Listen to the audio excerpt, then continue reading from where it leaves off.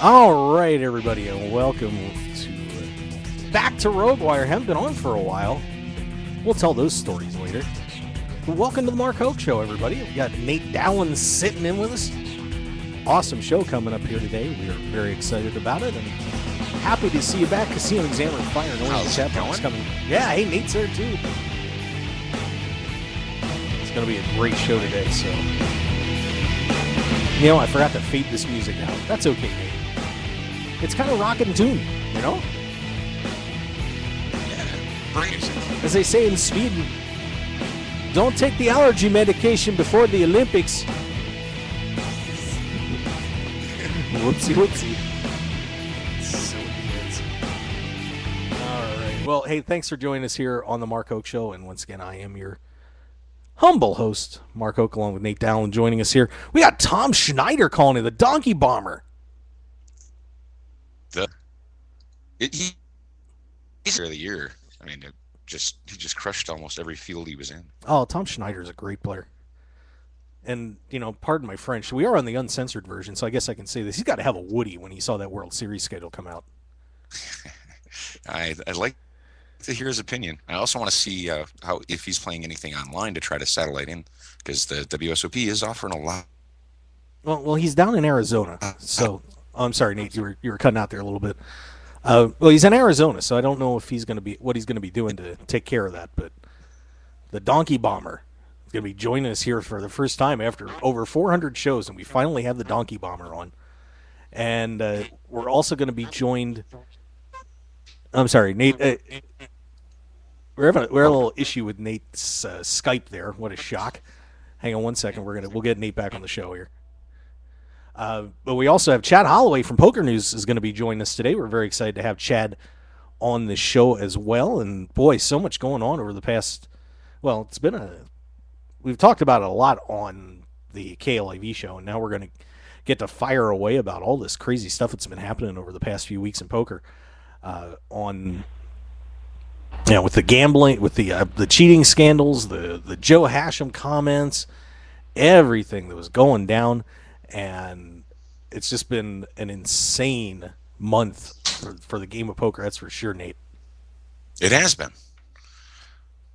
Yeah, I don't even know. I mean, it's very intriguing to see what's going to be done about this. I know the Parks started their series, and now they've added some extra security measures to prevent the cheating situation from going on out there. Have heard no reaction from the World Series, and I'm really surprised at that, Nate. I can't believe that the World Series isn't taking some extra steps to, prevent these chips from being brought in. I mean, it couldn't be that tough to do in terms of making the chips. It's they have public doesn't mean that they're not planning, that they're keeping an extra eye. I mean, I actually would find it kind of naive to place your information like we're going to up security, we're going to check backpacks. If you want to do that to catch cheats, you don't let them know that you're going to be checking them before they get in. So I don't mind that they're not actually telling people what they're going to do yet. Yeah, well, I think sometimes that would be a nice deterrent, though. So I don't know. I mean, we'll see. Well, the deterrent itself is being caught. I mean, you're banned for life. You get caught cheating at a World Series of Poker event. You're not just banned from the Rio. You're banned from all WSOP, everything. Right. Good luck getting in Europe. Yeah, I mean, this thing with the gentleman down in Florida, Chan, who decided to grab a souvenir. It's only a $25K souvenir. But God, what are you thinking? Oh, that's not right. He third rank. The Ritz good in there to show people that you want them. And a $1,000 chip is. Sorry, we're still having some technical difficulties with Nate, so we'll try and reconnect Nate here in just a second. So we'll bring him back. Not sure what's going on with the old Skype. Hey, see, welcome the Skype monster back. Oh, God, that thing drives me crazy. This Skype monster is just pure hell. But yeah, we'll be discussing that. Of course, the World Series schedule coming up, and even Chad Holloway was down at the Mid-States Poker Tour event. Blake Bond got in a little bit of hot water. So we're going to be, for supposedly slow playing with he and his couple of guys at the end of the last Mid States Poker Tour event. So we're going to be hitting all of that today and much more coming up. And of course, hey, we got to thank all the great sponsors of the Mark Hoke Show here on Roguewire.com. We got a ton of them. Our good friends at Double Digit Covers. You want to get a free play? Nate, wouldn't you just love to have money handed right to you? Absolutely. Absolutely. I Yeah, so head on over there to doubledigitcovers.com. You can sign up for a free text play today. So hop on over there and sign up right now. And of course, they've got some other options for you too if you want to really dig in. So head over to doubledigitcovers.com. We also got a good friends at Off Tail Poker Tables, Off Tail Poker Tables Tournament Series. Continuing today, I know some people are like, what happened? Where were you? We'll get into that in a minute. But we'll be There's discussing nothing that. you can do when you move to a new community. You end up with all the communicable diseases that everybody can handle, and you get sick. And that's Mark has been for the last few weeks, and he hasn't been faking it. He's been, if you've listened to his show on KLAV, you could tell he shouldn't have been there. He really shouldn't have. He should Yeah. have been home in bed, cuddled up next to his teddy bear, sleeping. Yeah, that might have been a good idea. But yeah, we'll get into that in a little bit. But So I closed down. oh, I'm sorry, Nate. I closed down everything, hoping not to get any more bumps. Yeah, we're doing our best. It's Skype. Getting bumps. It's Skype. It might be a bump. It sounds like it's gonna be a bumpy ride all day here. I'm hardwired and everything, ready to go. But of course, our good friends at Off Tail Poker Tables. Make sure you guys go to offtailpokertables.com. Have a great time, man. Get yourself a brand new table. Brian Knott is waiting for your call. So give him a buzz and let him know I sent you. We also have our good friends at Team Poker Joker. Man, go to teampokerjoker.com for some awesome gear and very unique stuff, too.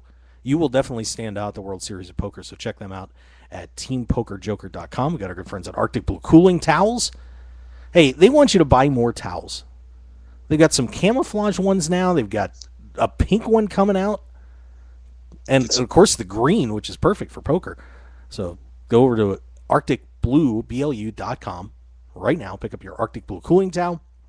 Put in the code Mark Hoke Show, and we're going to give you 15% off plus free shipping. Good friends. And you'll know why you need those when you get to the World Series this year, and it's 110 degrees when you step outside. Oh my God, that's going to be perfect for the break because they stay cool for 5 hours. That's gold right there. Well, and then it gets so cold sometimes inside the World Series. It's horrible. Yeah, I know. You got sick last year, didn't you? You and your whole crew. Yeah, I got a little.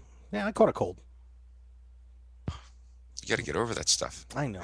Have a good series this year. Yeah, definitely planning on it. We also have our good friends at Blind Squirrel Apparel, 20% off with the code Hoke. So some amazing gear over there at blindsquirrelapparel.com. Not just poker, but for any time. So check it out at blindsquirrelapparel.com. Our good friends at Blue Rail Incorporated, Bob Lusk and the team is ready to build your website for you right now. So join in the fun. Go to bluerail.net. Get yourself. You can even host your website for $9. He'll beat GoDaddy's prices. Oh, that's awesome. So you can't beat that. So go to bluerail.net and get your brand new website custom designed today. We also have our good friends of course, at pokeratlas.com. My God, if I don't mention them, I'll get fired, literally. Make sure you guys go to pokeratlas.com. They got a new feature up, Nate. Did you do any table talking yet? I haven't had a lot of time to sit at a table, but I did do a little bit of table talking earlier with Baudelaire Deathbringer on Ultimate Poker. Oh, nice. He was on my left. He was still in it with I believe there were 70 left when I got knocked out, maybe a little less. Well, that Only doesn't. pays top 20, so Baudelair's battling it out online today. Well, that doesn't help me out on Table Talk, though. Go post something on Table Talk, you guys. Of course, you can get your tournament schedules for anywhere in North America. You've got, it's the best guide you're going to find. Of course, you can also post a poker room review. So if you want to tell everybody about one of your poker room experiences, you can do that. And, of course, the new Table Talk feature where you can pretty much talk about anything you want. Now, be good because I'm watching you. It's scary. But make sure you go over and check that out at pokeratlas.com. And also don't want to forget our good friends at Final 9 Comic. The first issue is out. Go to the number 9 comic.com, where 9 will become one way or the other. Dun dun dun. Oh boy, All right, now I got that all out of the system. So, the so, suspense. so some people were asking, were like, Mark, what happened over the last few weeks? So here's what happened to me the last few weeks, Nate. So first, of course, Super Bowl Sunday came up, and doing a show in Super Bowl Sunday would be suicidal. I mean, that would just be dumb. So no Super Bowl Sunday show. Now I had caught a pretty bad cold before Super Bowl Sunday. Was on a ton of antibiotics, and then I started feeling better towards the end of the week before about Wednesday or Thursday before the Super Bowl. I'm like, oh my god, I'm starting to feel human again. This is good. Yeah, and then Sunday I am gagging up a storm at during the super watching the Super Bowl, and I'm like, what the hell is going on? I go to work and I'm starting to feel miserable. I'm like, this is not good. And I went to the doctor again. I never go to the doctor, Nate. I mean, for a cold, no, No, no, not at all. no. And I go behind the counter and get that Claritin D and suffer at home for a couple days while I that dries me up. yeah, it didn't work out for me. And so I went straight to the doctor. He's like, you got some nice bronchitis, buddy. So my throat was a wreck. I felt horrible. I mean, I actually tried to stay home and do work, and it was while I was conscious, I was punching stuff in, and it was bad. And I was starting to feel a little better towards the end of the week, but my throat had not healed, and I'm just like, I can't do this. There's no way I'm getting through a 3 hour show, not being with my throat sore.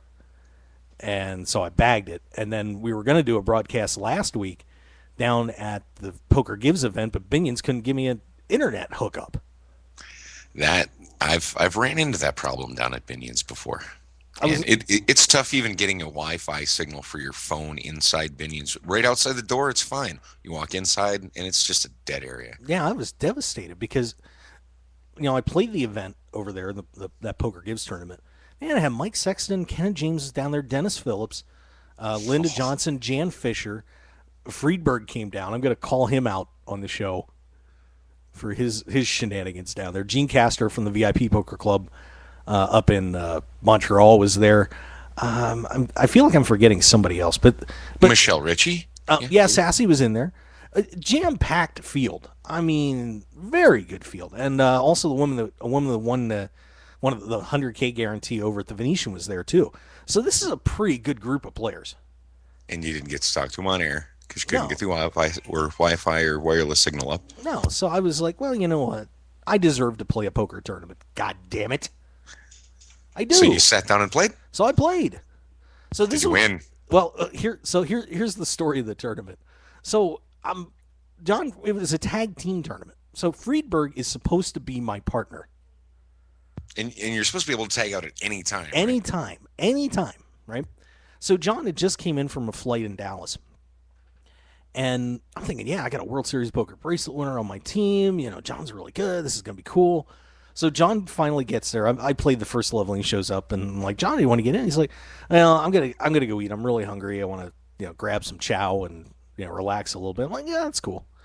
So he's gone for a while, and then he comes back about an hour later. And I'm like, John, do you want to play? He's like, no, go ahead, you got it. We'll just split it 50-50, whatever you end up doing. I'm like, oh, okay, well, whenever you're ready, we got it lined up for you. So about a half hour after that, Gene Castro had to leave. So guess who takes over Gene's stack? Oh no. Friedberg. So Friedberg's got his two horses in the tournament, right? Because basically he's done with me now. I got to go all the way on this. Oh no. That's just So like, how'd you do? well, this is really funny how this worked out because I'm playing the first table I was at. The only player that was that I knew was pretty decent. There were probably two pretty solid players at the table. One guy had just finished, I think, a guy named Tim, I think finished third or fourth on that Heartland event that was on the cruise that Kenneth James won a little while ago. Nice. So I'm playing him. We get right to the end of the rebuy period. I repop them, and he goes all in with a pair of deuces and beats my ace king suited. So 51-49. yeah, it was pretty upsetting. So I had to rebuy, and I hate rebuying. I really, really do. Now, we all do. Kind of hurts the bankroll, those extra bullets. Yeah. So I come back and like five hands into the next blind level, I get kings. I have two guys in the hand. I raised, got called. This other guy goes all in. Of course, I go all in and I get snap called by the other guy who's really good next to me. So I flip my kings over. He flips over aces. The other guy is ace seven. I'm like, oh shit, this is not good. King Oh, on you the flopped a king. hit the king, baby. Knocked them both Boom. out. Oh, Nice. that was pretty cool. I felt bad to a point, but Well, no, really? Why? well, because it happens. Because I really No, like the you guy. I earned like the it. guy. I was You next. earned it. Look what all you've done. Come on now. You earned that king. Okay, so I get the king. So while this is all going on, I'm looking at the other table. It's one table next to me. Oh, Scott Sexton's over there. Ken is over there. Friedberg is now over there. Dennis Phillips is on this table, and the woman that I met that did the Venetian won the Venetian tournament. I mean, I'm dying to get on that table. I mean, I'm really like, let's play ball, kids. I want to get in here with the big dogs. And lo and behold, I get moved. And I get dropped right into that. Now Sexton had switched, so he gets off the table.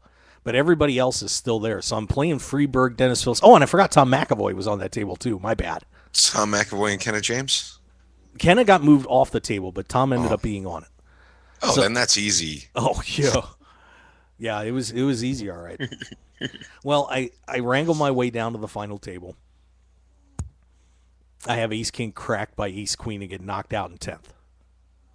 Oh, and it paid 9. It paid cash ended up being 6. Oh, well, did you win a But prize? well, I did win some prizes. I walked out with some good stuff. They had some nice things that they gave away for everybody. And then I won. And this was the really funny part. I'm trying to work my way up because 7th place is a Bryce Harper baseball, autographed baseball. I'm like, if there's one prize I want to try and weasel out, that would be the prize I'd want to get. Of course, Dennis Phillips. I'm sitting there with the Deneen Dardis, who of course is in a relationship with Dennis and represents him. And Dennis wants that baseball.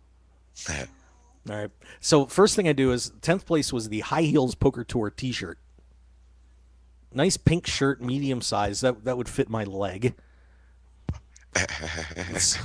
So I'm planning how to weasel my way up. So I traded. I managed to when the guy went out. Next guy went out ninth. I managed to trade the shirt for a High Heels Poker Tour hat. Nice. At Okay. least you can. Okay. You don't have that big of a head. Yeah. So I get the hat.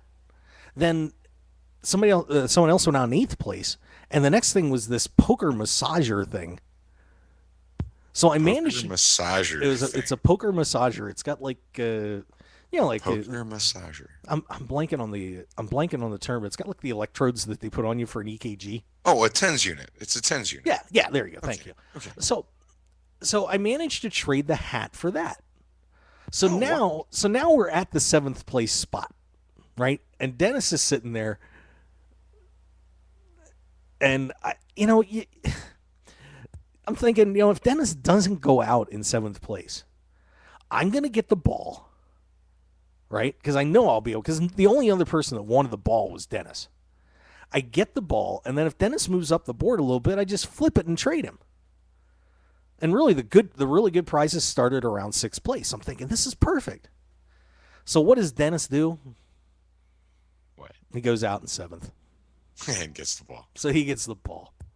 There's no way I'm trading this massager thing for anything else on the board because we're talking like $100, $80 and $100 gift certificates and stuff like that. Wasn't happening. Bring that with you the next time I'm on the KLAV show. I'll show you some fun things to do with that little thing. Oh dear God, we're in public. Yikes.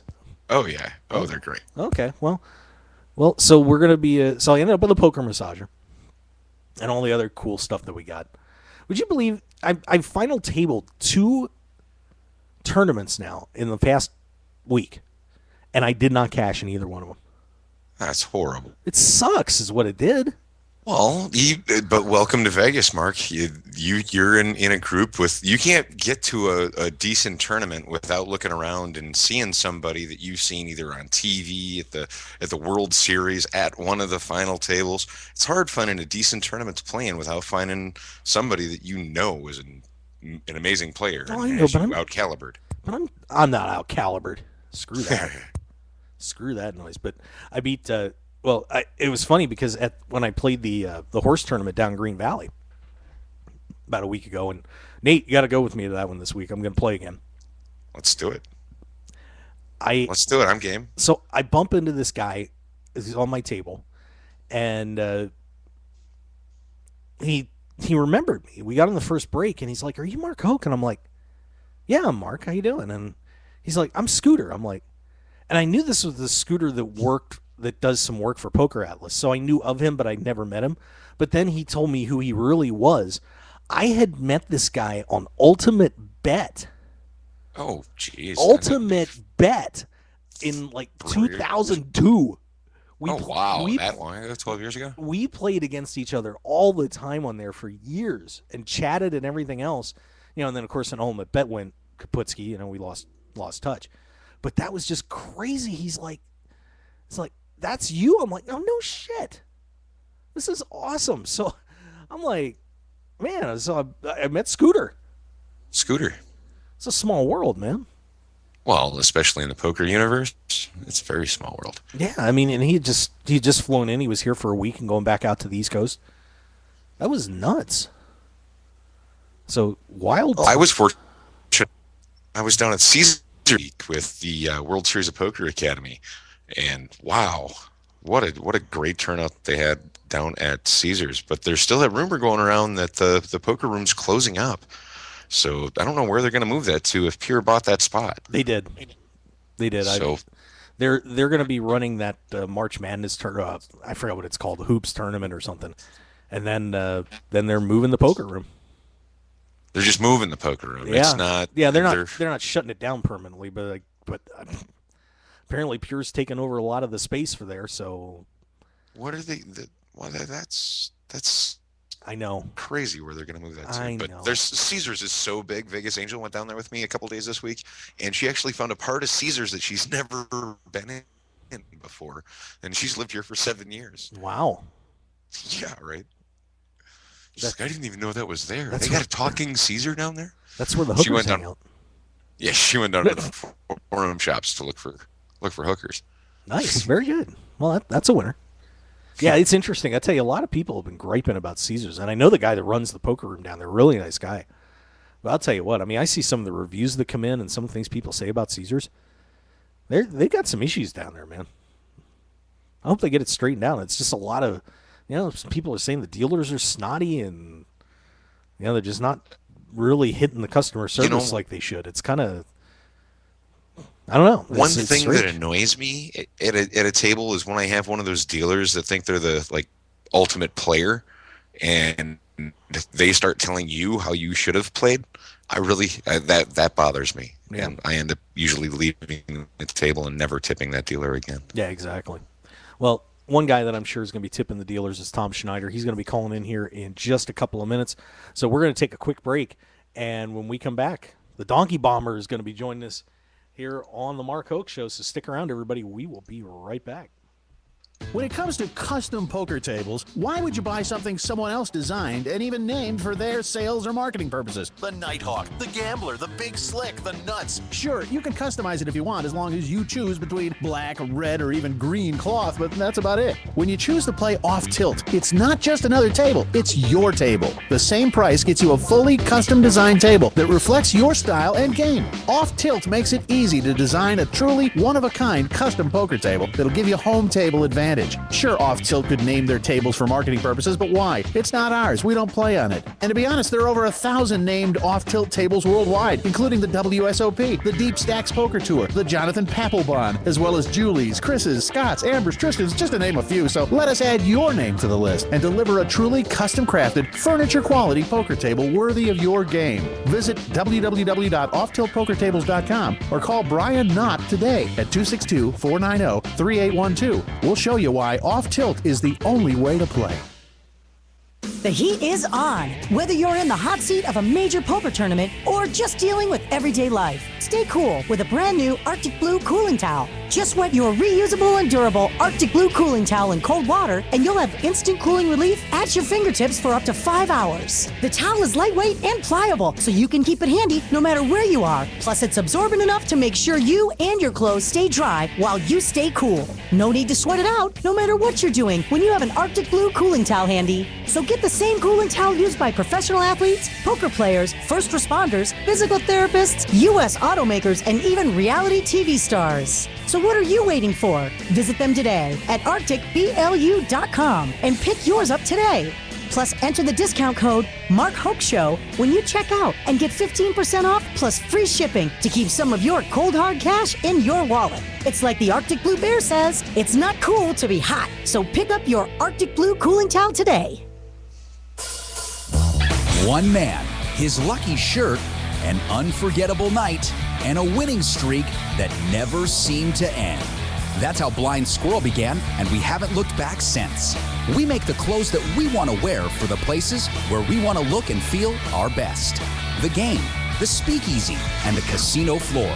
Blind Squirrel's small batch, high-quality gear is for people too busy grabbing life by the nuts to bother with crappy, ill-fitting clothing.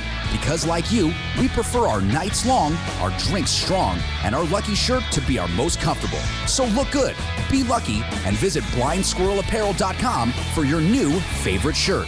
As an added bonus, you'll receive 20% off your purchase with the promo code HOKE. Not if I hang up on H-O-K-E. You can also pick up Blind Squirrel apparel at the Borgata in Atlantic City and in Las Vegas at all Masura stores at Mandalay Bay, Monte Carlo, The Mirage, and MGM Grand. Look good and be lucky with Blind Squirrel apparel. Want more of The Mark Hoke Show? Then follow us on Twitter at Mark Hoke Show and like our Facebook page at The Mark Hoke Show for show news and outstanding poker content from around the world. Plus, enjoy the show anytime by subscribing to our podcasts on iTunes or at markhokeshow.podbean.com. We're even on your mobile phone at markhokeshow.podbean.com/mobile. Thanks for listening and being a part of The Mark Hoke Show. PokerAtlas.com has its finger on the pulse of all poker events in Las Vegas and beyond. Both on and offline. PokerAtlas.com is made by poker players for poker players and covers North America for every tournament, every day. Join the action by reading and posting your own reviews on PokerAtlas.com. Let everyone know what you really think about poker rooms you visited. PokerAtlas.com also features special offers and online sign-up bonuses for its members as well. Don't forget to like Poker Atlas on Facebook and follow us on Twitter at Poker Atlas. PokerAtlas.com also has Twitter accounts for up-to-the-minute information about tournaments in your area. The action starts here at PokerAtlas.com. The best in poker news, entertainment, and more. This is the Mark Hoke Show. All right, and we are back here on the Mark Hoke Show. Cut the music off there real quick because I don't want to cut this guy off. You know, after 400 shows, you think it's about time I had the Donkey Bomber on the show. Tom, how are you doing? I'm doing great. Hey, very happy to have you on, my friend. Good to see you. What's new? Oh, what's new? Oh, man, well... kind of a little bad news. I am recently divorced. Oh, I'm sorry to hear that. You didn't know that, did you? No, I did not. Yeah. I just recently got divorced, and we get along just fine. So all is good. Well, at least it's amicable. How about that for an opener? Huh? Well, gee whiz, you know, I feel like I should start getting the Grim Reaper music out. And there's nothing else new. I can't report on anything else new other than that. That's been kind of going on the last 3 or 4 months, and so yeah. Other than that, all is good. Well, you know, let me ask you a question off of that. As much as I hate to do it, how difficult is it to get on the tables and stay focused when you're going through something like that? What do you do to power through it and get out on the other side okay? I don't play. That's the honest answer. I don't play. I probably in the last 3 to 4 months have played maybe 3 or 4 times. Well, that's the right thing to do, because I believe that most people, when they're going through something like that, as much as they believe they can separate the two things, you can't. And you have no idea how just a slight modification in your thinking and your attitude can adjust your whole game. It's very similar. I kind of equate it to golf, and if you switch your grip or move your grip by an eighth or a quarter of an inch, rotate it one way or the other, it can change your whole golf game, and you have no idea that it kind of happens over time. You have no idea that that's what you've done, and everything is off. And I don't think you should play unless you're really kind of your mind is in the right spot. No, I think that's very good advice. So everybody listen up out there. You're going to get the personal problems. Oh, yeah, listen up. Listen up. Listen up to the guy going through divorce Yeah. the second time. That's the guy you need to listen to. Well, we won't tell you about who to marry, but, or at least get good advice when you're coming out of it. That's all you can do. Exactly. Well, first, Exactly. well, congratulations, by the way, on another great run at the World Series last year. 2 more bracelets on the pile. Where do you think that this puts you in terms of, some of the greats of the game, and especially amongst the players that consistently play the mixed games? I don't really think about stuff like that. I really don't.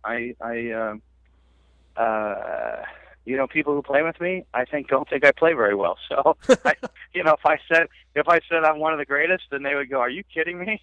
That's the way you played that hand." So I don't really get into that, and I'll let other people talk about it. Obviously, I think it's a lot harder to win bracelets when I've won them. The fields have been bigger. The fields are tougher. I think 4 bracelets in the last 6 years is maybe, I don't know what it's equivalent to, but if you just look at field size and the difficulty of the field, I think that it's changed a lot.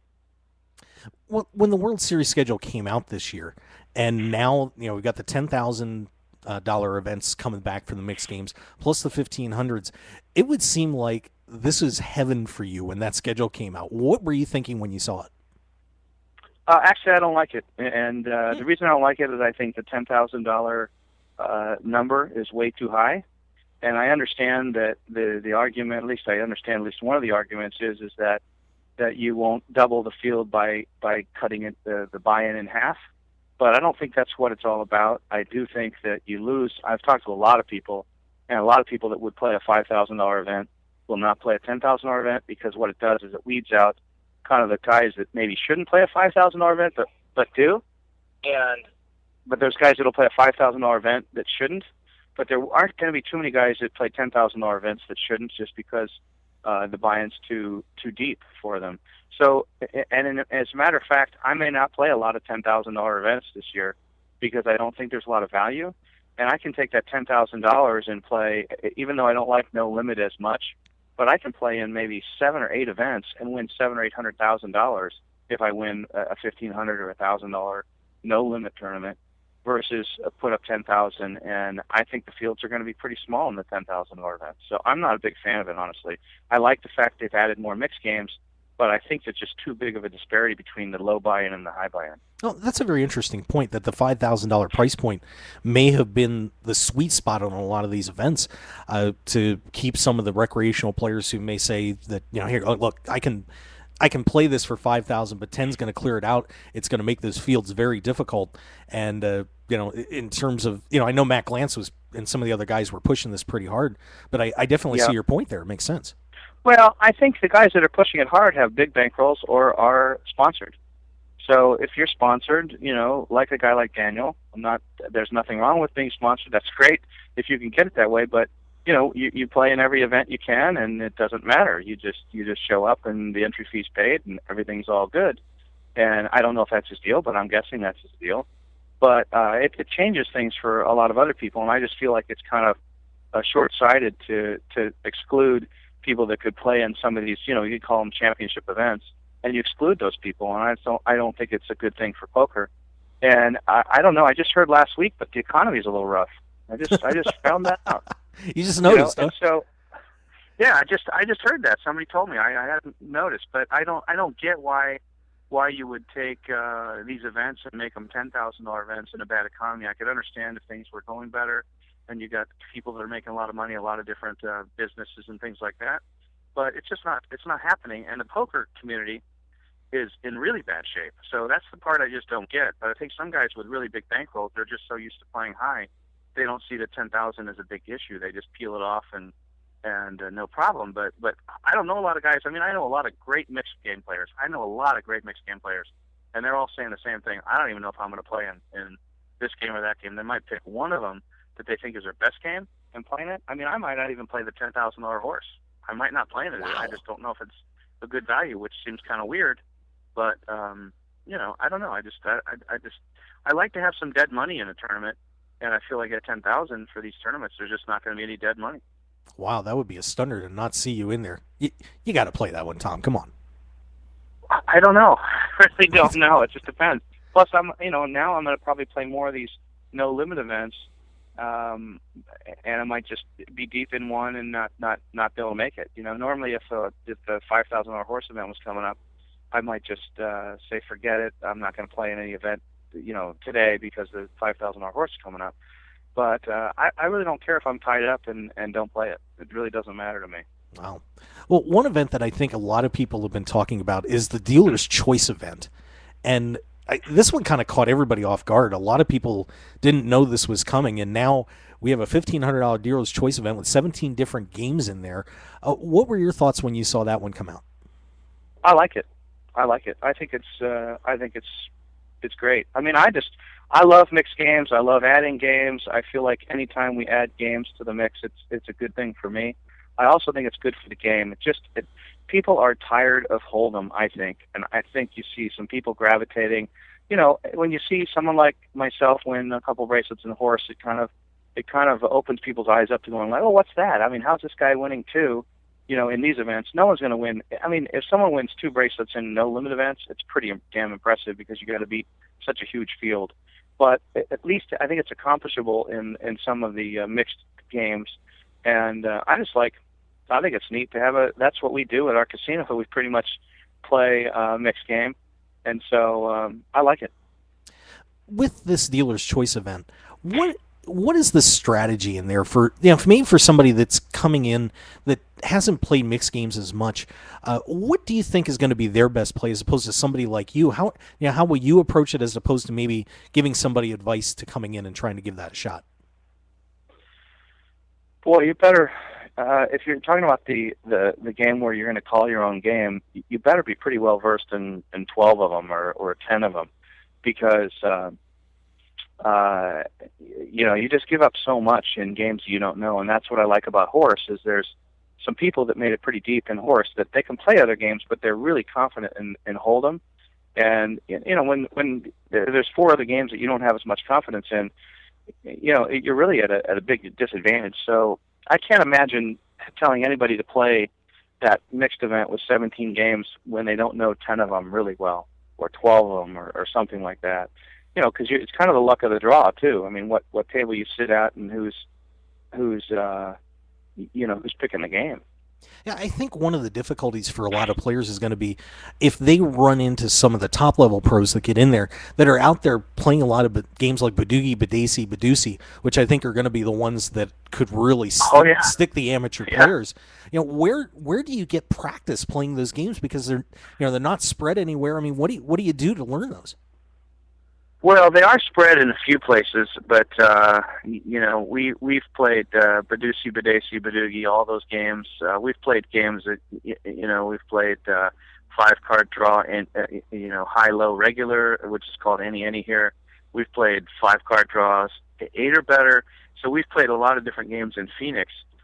And I don't know about over in California at the Commerce how much they're spread, but.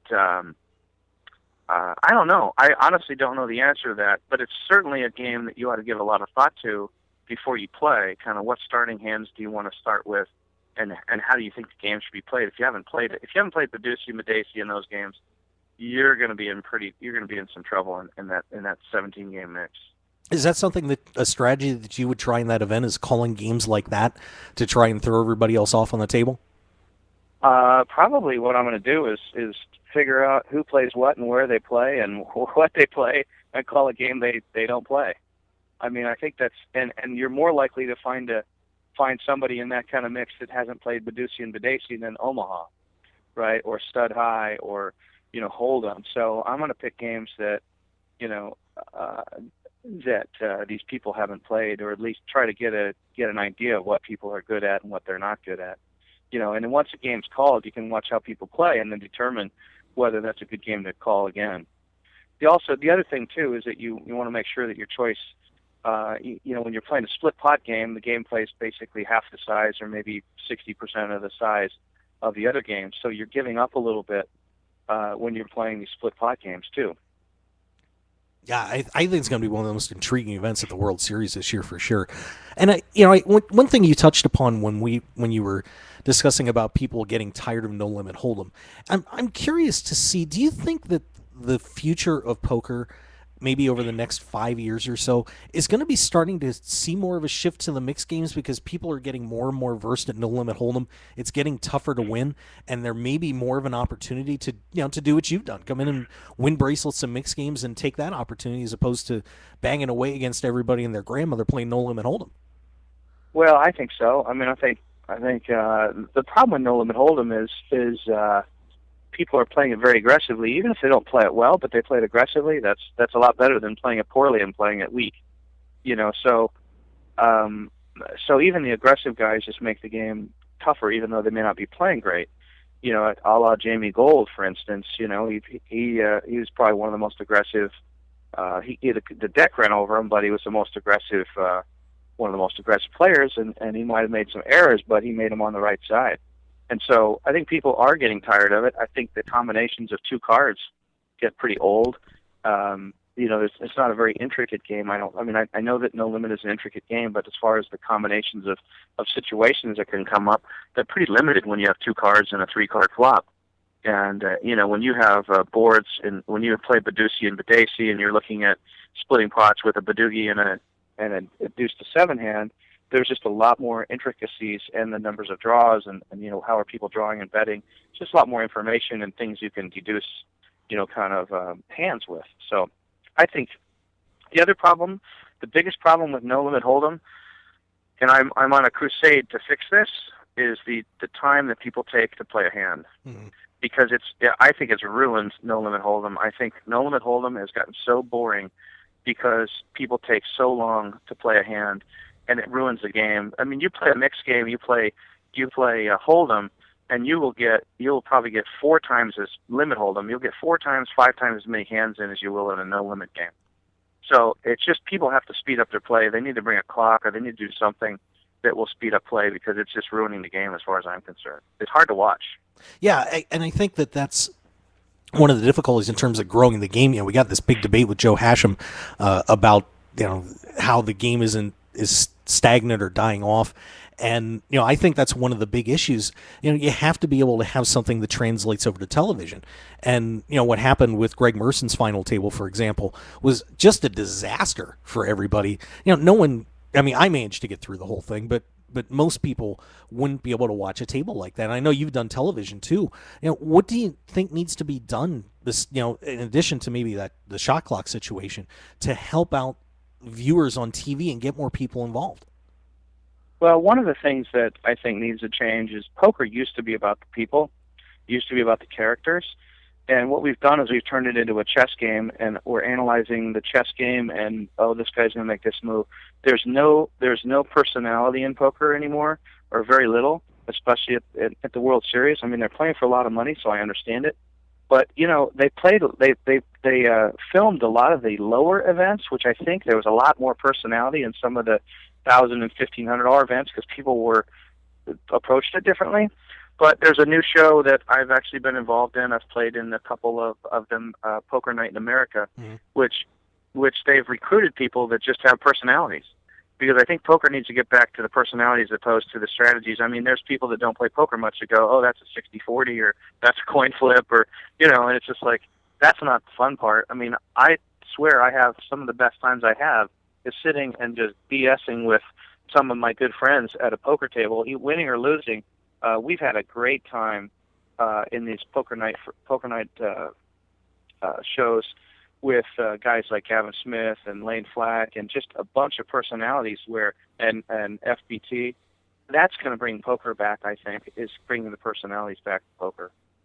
And I think the difficult part of it is that a lot of the younger players, that were trained on, trained so much online and really been sitting in the basement for a while, when you try to bring them out and get their personalities out, they just don't know how to do it. And that's, I think, what kills a lot of poker broadcasts is you're seeing these guys that are so used to throwing the hoodie on, putting their headphones on, and just playing and not interacting with anybody at the table. And somehow we've got to get the guys in your generation to teach these young kids how to open up a little bit more at the table. Well, what's happened too is that's not just happened in the tournament level; it's happened at cash games. Because when I played cash games, when I was winning money in cash games and playing with other professionals, the professionals knew that it's as much about entertaining people and as much about making them feel like part of the group than it is about sitting there and putting on headphones and not talking and not doing anything. That has ruined poker. As far as I'm concerned, in cash games, there's a lot of guys, business guys, that want to just come out, hang out with the boys, drink a beer, play some poker, and feel like one of the guys. When you're there with three guys with hoodies and sunglasses, and it just makes it so obvious that it's all about the money for them. Well, it's all about the money for everybody, right? In general, except for the guys that lose, they come out to experience a good time and say they played with this guy or that guy, and they're one of the boys. But they've, that kind of an attitude, it's just totally wrong. It's like having a business and not having greeters at the front door, right? And people come in to do your business, you don't say hi to them, and you don't make them feel welcome. And I just think it's a huge mistake. And that's the art form of poker, I think, that's been lost on the younger generation. And I just think it's horrible. And I think the internet's done that for them because they haven't had to. They're used to typing in, you piece of crap, you play so bad, that kind of thing. Yeah. And it's really about letting these guys have fun and tell jokes, and and that's something that a lot of the guys I mentioned, they get it. They understand. That's the guys that are in a poker night in America. They understand. That's what poker is about. I mean, it is entertaining your customers. And if you don't entertain your customers and they think all you are there for is the money, they have no interest in spending time with you. They just don't. And we've lost a lot of good players because they just I don't want to go out and play with that guy. He's no fun. I just know he's there. He's doing everything right. It also gives the impression that they think so much deeper about the game than you do, which I think is a horrible impression to give to anybody, right? There's just so many things wrong with the way poker's going in that regard, as far as I'm concerned. And then the long play, you add all that together, and some of these business guys that make a lot of money go, I'd rather go play golf than be here with these guys. Right. Yeah. So how about that for an answer? That's a great answer. I just had a couple of really good young players on my show on KLAV on Wednesday. Jesse Capps, Mike Delvecchio, of course, hanging out with Jesse Sylvia and those guys. And I think those guys realize it, that they need to do. Like Jesse said, he jumped up on a chair at this final table he was at in Choctaw, which is great. I mean, it's good to see somebody doing something. But, it's like they know that they want to do it, but they don't feel comfortable doing it. And, so what do you do to try and get these guys to loosen up a little bit at the table? I mean, is there anything that can be done? Oh, boy, I don't. If they could actually, I think the only way these younger guys understand is if you could somehow correlate it to money won, and know that this guy's going to show up one or two times more a week if he's having a great time. It's human nature, right? If you're getting beat up, but you're having a good time, and you go out and you can say, I lost $3,000 tonight, no big deal. But if you lose $3,000 at people you don't like and don't want to be with, it stings real bad, and you don't want to do it very often.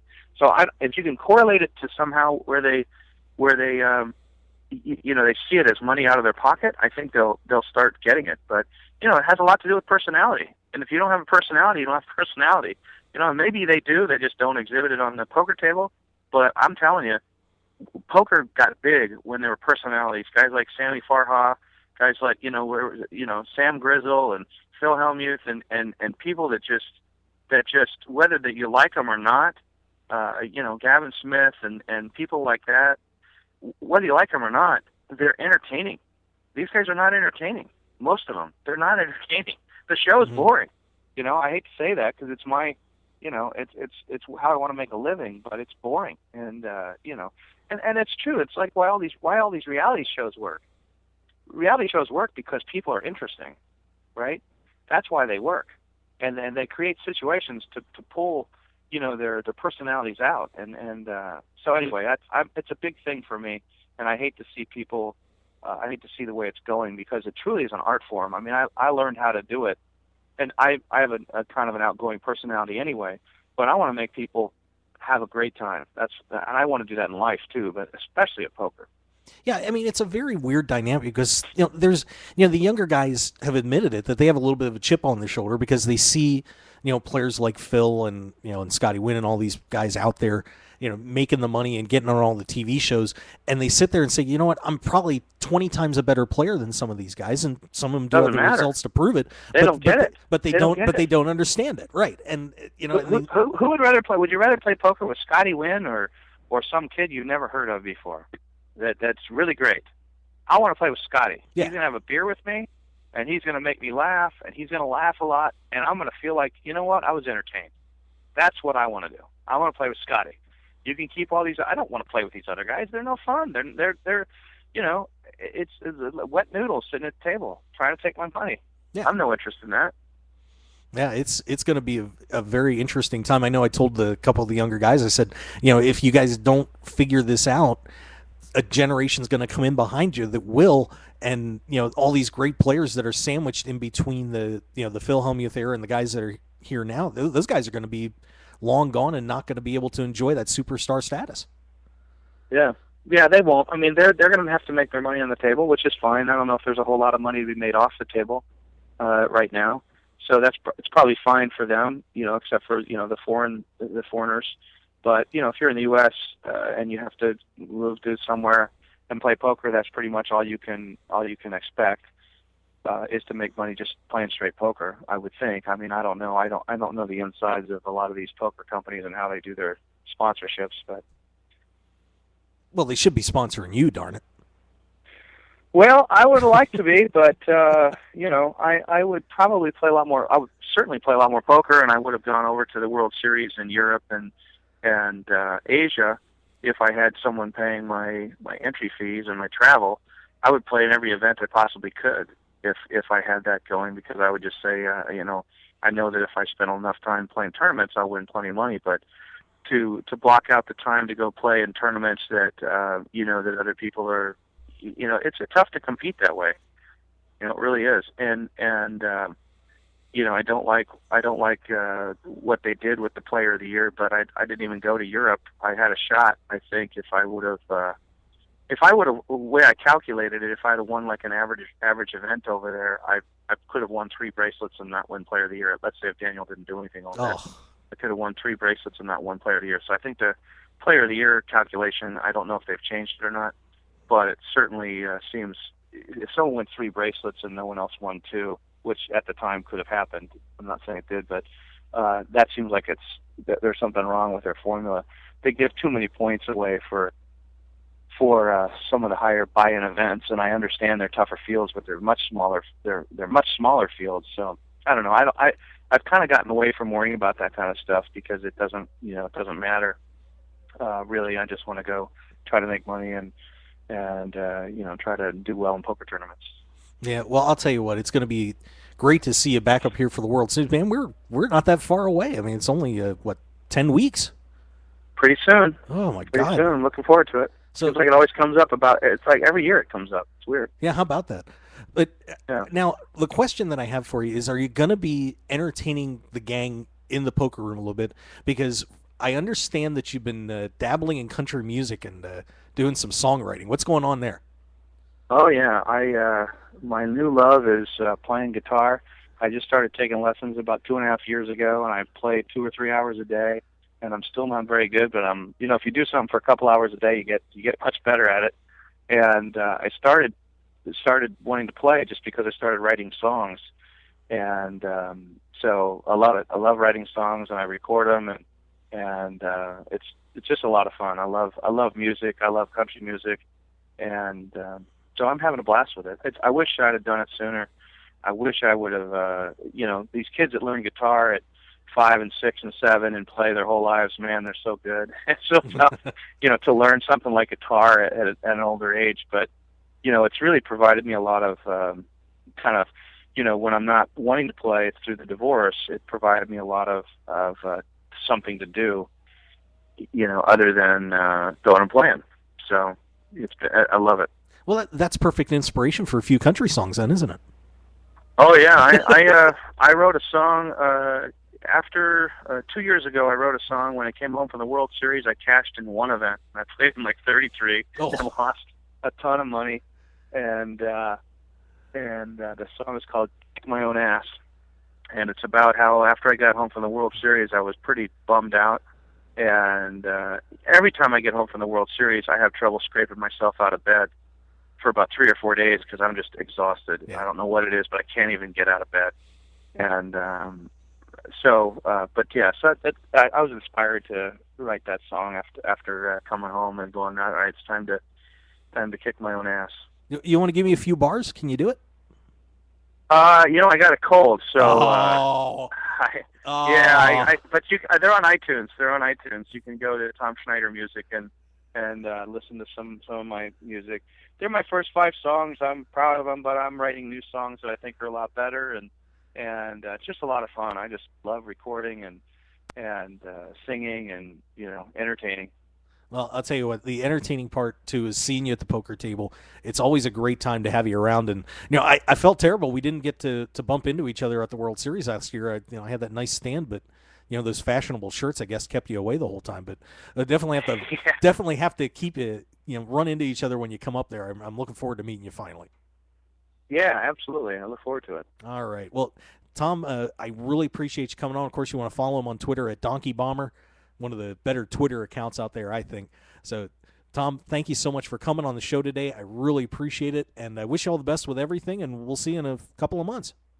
My pleasure. Thanks. Yep, thank you. All right, bye. All right, there you go, everybody. The Donkey Bomber, Tom Schneider. Wow. How about that one? That was fun. I love talking to guys that are straight up and honest. Nate Dowland, see if he's still hanging out over there. Nate, we got you on board? You do. How about that interview? That was fantastic. Man, Tom's such an interesting guy to talk to, and he's so honest. I love that about him, saying he doesn't even know if he's going to play because of the it's really not worth it because it's just a bunch of guys that are really good at the game in the $10,000 events, and the economy's bad. I can't imagine him not being in that 10,000 horse tournament, though. I can't believe that. Well, but if you don't see an advantage to it, and when there's money in there that you can get in there and chip up and make some money so that you can go after those guys that are really good, it's not worth it. I know, but he's one of the. I understand what he's saying. He's one of those guys that are really, really good, though. I mean, I get it, but it's just here's one of the predominant. He's the best from what I've seen. Mixed game tournament players in the world, and we're not going to see him in the biggest horse event of the year. Oh, I mean, that's devastating. I mean, I want to start a collection up just to get him in there. To do is say the word. He's got 100 guys. You know what? If it's that you're worried, I don't know. Somebody. Sorry, we're losing Nate there a little bit, but yeah, that's. Well, I muted my mic. I think we've got. I'm sure he'd find some say, you know what? Let me cover if it's your variance that you're worried about. Yeah, exactly. Who wouldn't want to put? I mean, talk to Jason. Talk to Jason Mercier. He's great at putting people in $10,000 tournaments. Oh, there you go. That's not a bad idea. We'll have to hook that up. So, you know what? I smell a tweet later on tonight. That'll be fun. Hey, of course, thank you. So thanks again to Tom for joining us. We're here on the Mark Hoke Show. I'm your host, Mark Hoke, a 99% healed throat, feeling pretty good, along with Nate Dowland. Hey. We're starting to get people registered for the tournament. There's only 11 people registered for the No Limit tournament and only 7 registered for that horse tournament. Yeah, what are you guys doing? Everybody was whining that I was gone, and now you're not signed up for the stupid tournament. That's great, guys. Thanks a lot. Let's play some cards. Yeah, absolutely. Got a brand new poker table on the line. It's 8 events. Well, today's event number 8, and we got 8 more to go, and then we'll play for that table. All you got to do is go to pokerstars.net. Club ID is 629454. Password is lockitup1. God, I did it again. It's Roguewire. Jesus. Well, I was only saying that for like a year and a half, so you have to excuse me on that. Password is Roguewire, just like roguewire.com. Tune in, and get on board. We're going to broadcast the game live for you. I believe we got No Limit Hold'em on tap for you this evening, so I'm You going know. to beat you all on air just like I did last time. Yes, he did. Yeah, and I promise you, after this one's done, we'll get the standings updated too. So, but yeah, I mean, of course, we got Chad Holloway coming up here in about 14 minutes is going to be joining us, and then at 5 o'clock Pacific, we'll be kicking off that great tournament for you. So we wish everybody the best of luck on that one. Oh man, I feel exhausted interviewing Tom. We could have stopped the show right there and been like, "Hey, done, boom, throw down the mic and we're out." But there's more. Oh, jeez. Yeah, That should have motivated you. yeah, I'm ready to roll. Catch some of his karma. He runs so good sometimes that he can't even believe it. Yeah, and I'll tell you what, he is one of the fun guys, and I think he does get it. And you have to have fun on these shows. I know Daniel Negreanu, for example, when he responded with Joe Hashem, said that one of his major points in his argument was, look, it's for fun. People don't care about what really happens; they want to be entertained. And really, I think he's right. I think he's absolutely right on that. It doesn't, what happens on the table, as long as a little money flies here and there, but, you can have all the money going back and forth that you want. But if you've got 9 guys sitting at a table that are just like, that's boring. Yeah. You know, I've always said if you let this no limit hold'em game get under your skin, it will drive you crazy. But if you sit down and realize that you're just playing a game with a bunch of other guys that enjoy the same game, have a lot of the same theories that you do, but people get angry. For why, I don't know. We'd all yell at our kids if they were fighting over a game in the front room with their cousins over Christmas. I don't get it. yeah, like we're going to be starting to round up some guys to go down to that mixed game down Green Valley, and that tournament's not a very good value. There was like 22 players in it. If we get camaraderie of sitting around playing poker, using your mind to beat out those other guys is fun. It's exciting. And getting to play mixed games too. I mean, I think there's like 8 mixed games tournament in Las Vegas, if I'm correct. It's like 8 or 9 if I remember looking it up on Poker Atlas. So the Orleans runs one. The Orleans runs probably one of the best ones in town. They do. Yep, that's a very good one.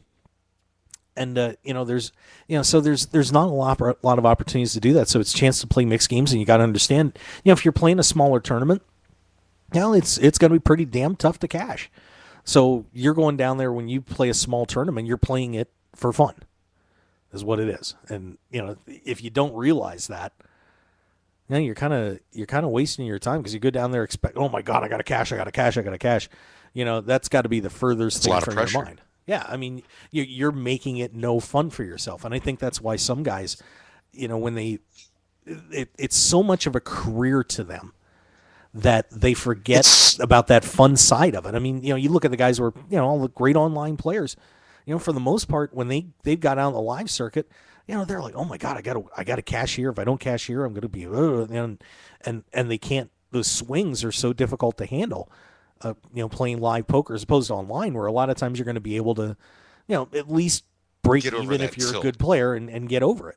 Right. So, you can break that streak of losing 3 sit and goes in a row if you're an online player. But when you're a live player and you take a lot of time to study up and to play, I mean, who remembers the hand where Sammy Farha has pocket aces against the guy's ace 10 and the flop comes 10-10 ace, the first hand of the World Series, and they're going to have a chance. You lay down places on the first hand. Yeah, it's a very, you have to understand what it's all about. It's about playing a game. That's the bottom line. You're playing a game, and you better, and some guys need to figure that out. Because I do think that the younger, this generation that was playing online and then got thrown into live because of Black Friday, and it doesn't quite understand that. You can't sustain your bankroll. You can't sustain a bankroll playing live and traveling and doing the things that Alan Kessler does amazingly, who's currently at a final table in the Mid-States Poker Tour. Mm-hmm. He's playing fantastic, but he couldn't afford to do what he does if he didn't cash constantly. Yep. I mean, there's a way to do it. It's depressing. Yep. It's depressing losing poker tournaments. It's depressing.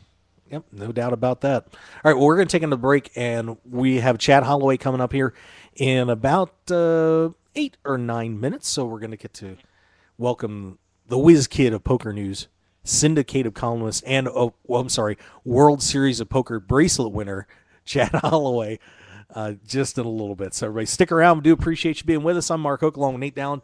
We will be right back here on the Mark Hoke Show. Thanks for being around.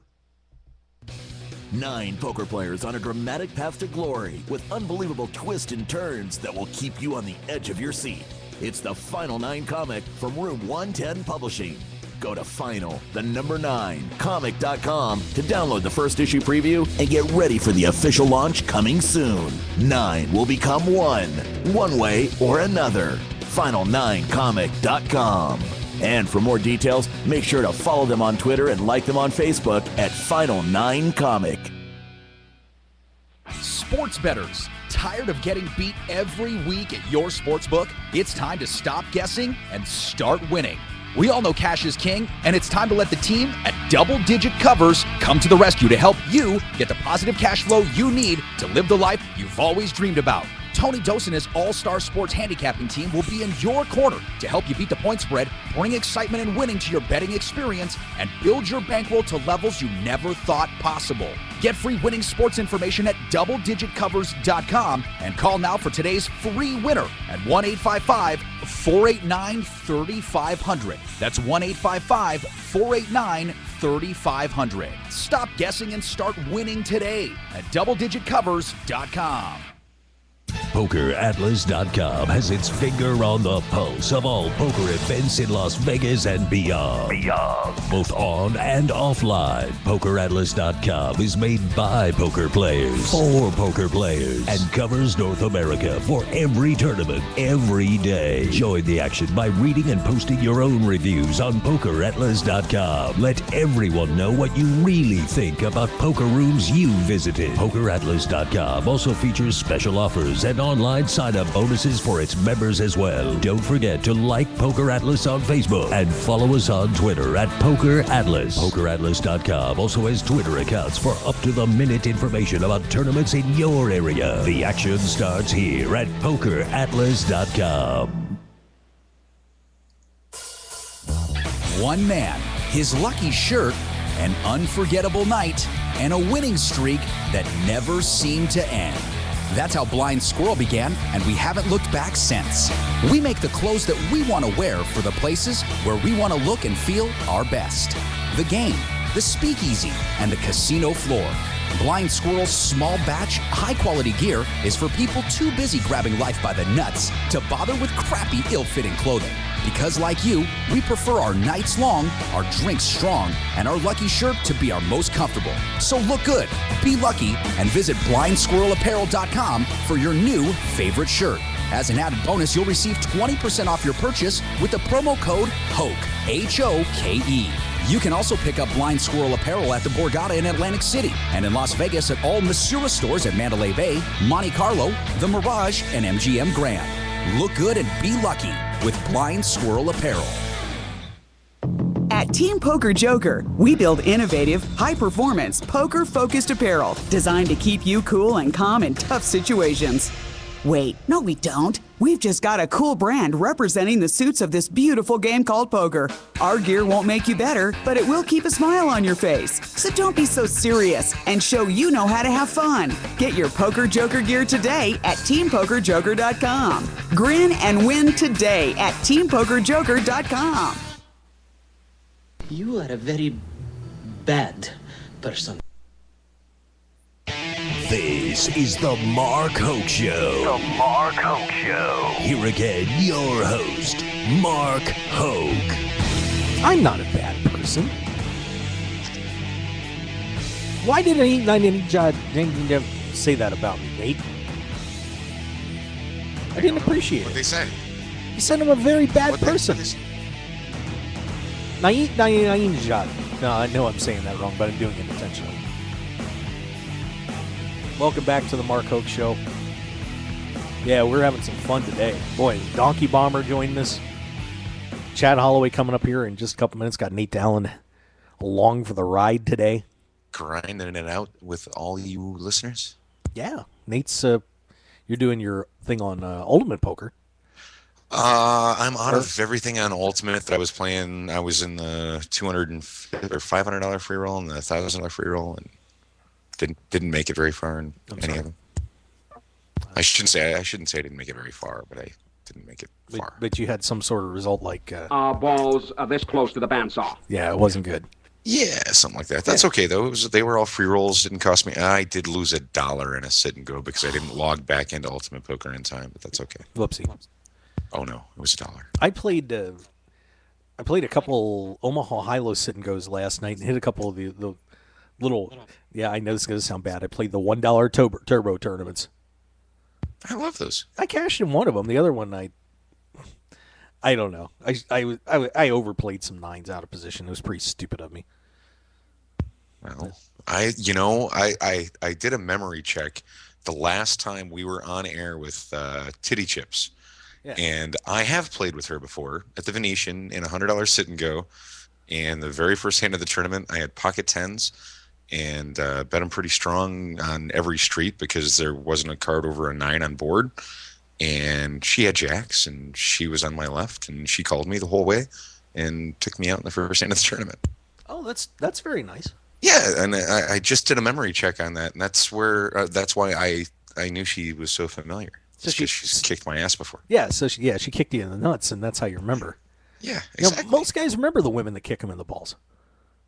Yeah, I was just unfortunate enough that a cash game didn't start for her in time to run off and not play this sit and go. Yeah, exactly. You cannot have Lauren Billings getting bored. I know, right? Yeah. I want to take up a collection to get on Poker Night in America. I mean, I really want to play a couple WSOP events, but I almost want to see if I can get the 5K to pull that off. I'd love to play on that show. Well, it's ran by some pretty great people. Oh yeah, Nolan Dahl and the gang. Yeah, it's a great group. Yeah, I want in. And Nolan, if you're out there listening, by the way, we've got to get together for dinner. What are you doing? Oh, his wife is absolutely dying to go out and have dinner. I know. Listen to some stories. Yeah, I bet she hasn't heard stories before. Her jaw would just be wide open the entire time. Ugh. But my wife is obsessed with Nolan Dahl. I've noticed. Yeah, I mean, she now she has a thing for Bodlar Deathbringer. Who doesn't? Yeah. I was so thrilled he was sitting on my left today. It was better than Jeremy Osma sitting on my left. Oh yeah, absolutely. But Bodlar, great guy. You can follow him at Bodlar on Twitter. So between and on Facebook, his art gallery is Bodlar. Yeah. So make sure you say hi follow to him there. Say hi to Bodlar Deathbringer, and so between Bodlar and Nolan Dahl. Yeah. My wife now has new Vegas obsession. I lost you there for a second. I wasn't sure. Yeah, I don't know what to do about it, but she wants to meet Nolan because she keeps reading his blog at nolandahl.com, and it's just, I don't know. She loves him to death. I may be in trouble.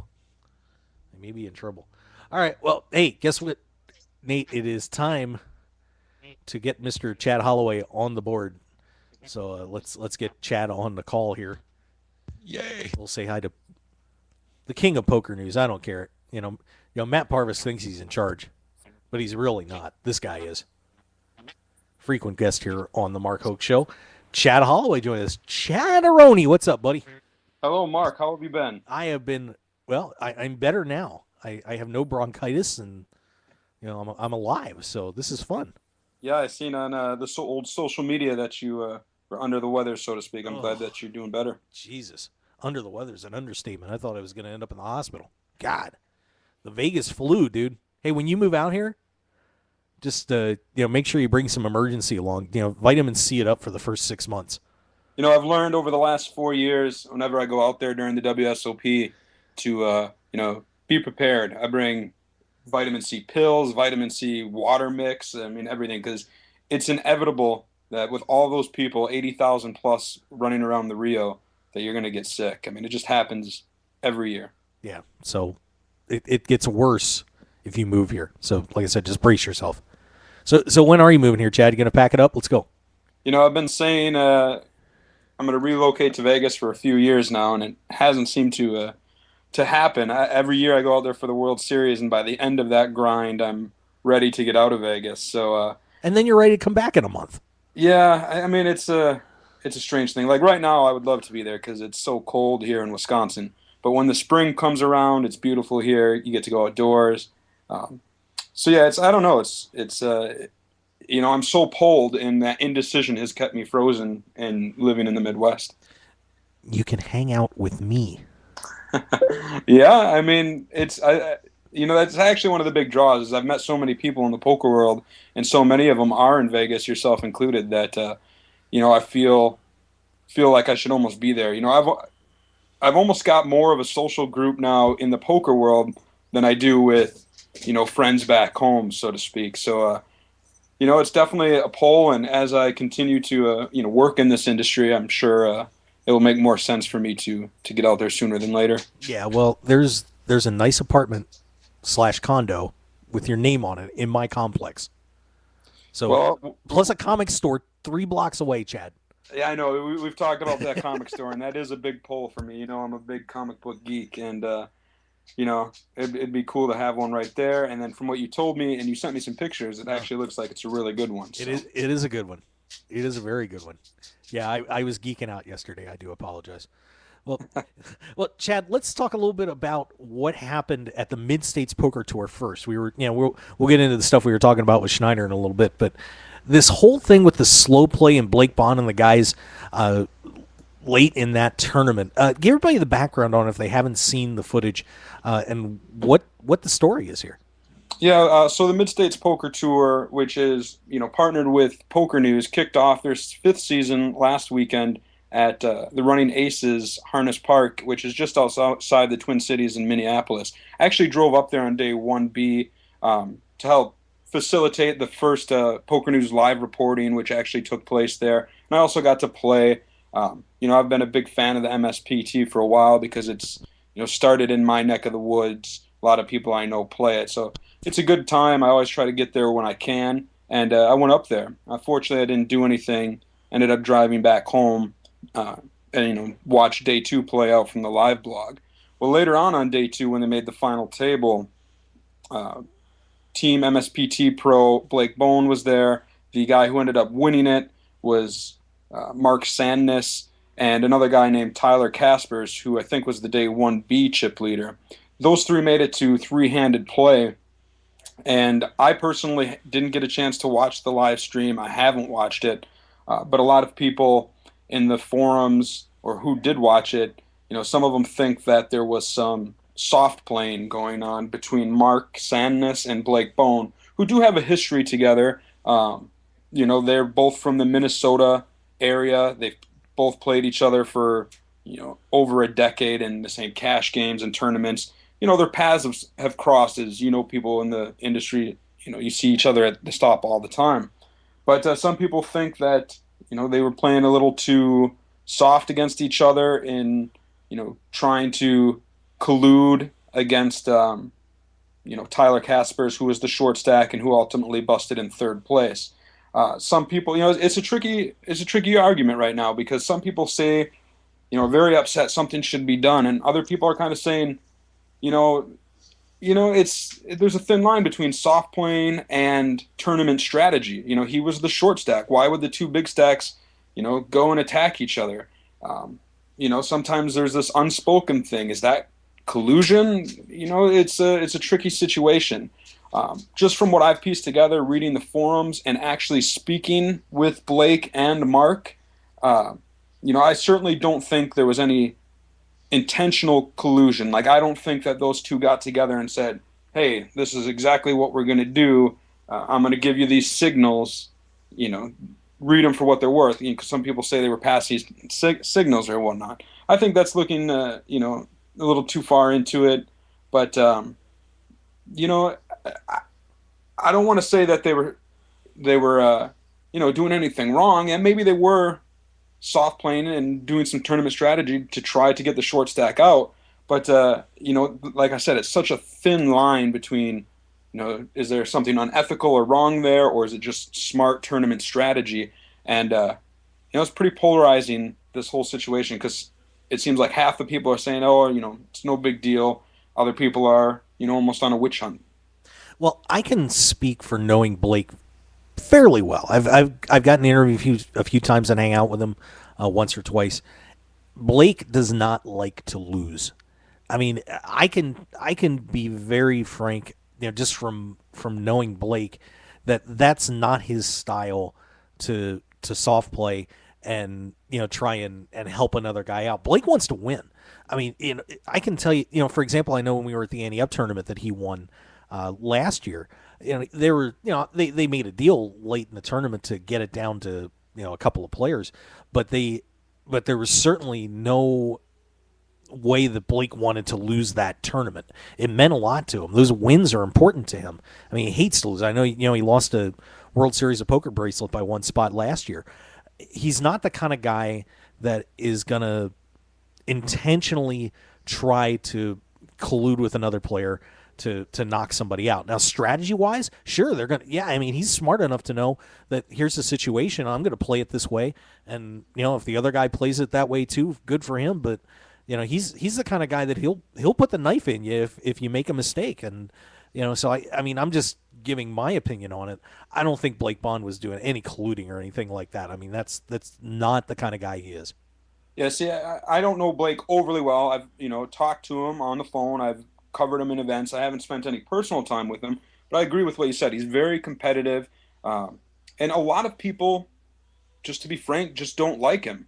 I personally think he seems all right. He's never done anything wrong to me, but I suppose if you play with somebody a lot, like a lot of these people in the Minnesota area have, maybe they don't like him. Maybe he is a little too, cocky or arrogant, or, maybe he's an asshole. But, there's, even if that's true, that's still no excuse to level some heavy accusations at him.